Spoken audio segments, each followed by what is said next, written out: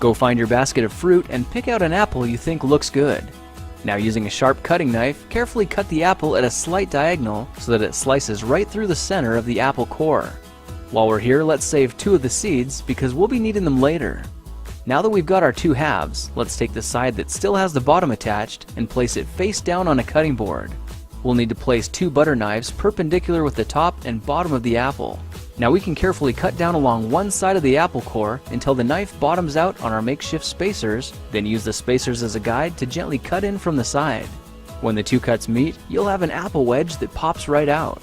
And while we're here, let's cut a piece from the other side the same way. Now our goal with these is to cut out 3 more L-shaped wedges about 1/4 inch thick.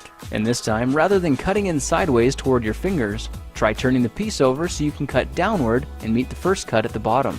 Now with a little wiggle, a new apple wedge should break free. If you repeat the process 2 more times, then stagger the pieces back together, the effect is a beautifully layered wing. Now just cut the other piece the same way and your swan's body should look like this.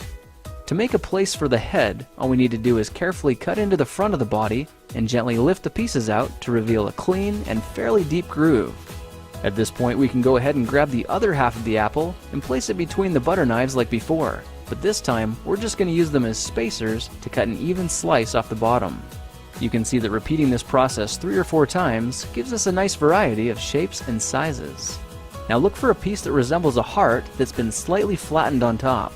All it takes to form the swan head is 3 strategic cuts with a knife. I made 1 angled cut to form the head, a horizontal cut to form the neck, and 1 slanted cut at the bottom for the base.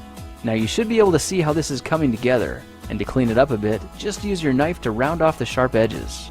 All that's left now is to place the apple seeds where you think the eyes should go, then use the side of a butter knife to press them firmly into position. When both eyes look good, simply drop the neck into place, and you're done. You've just created a beautiful and decorative apple swan. I spritzed mine with a bit of lemon juice to help prevent it from turning brown, then put it on display to show off for our dinner guests later that night. If you try using different apples, you'll get a nice contrast of colors, and every bird will look a little bit different. Well, now you know how to take any ordinary apple and turn it into a decorative and edible apple swan. If you like this project, perhaps you'll like some of my others. Check them out at thekingofrandom.com.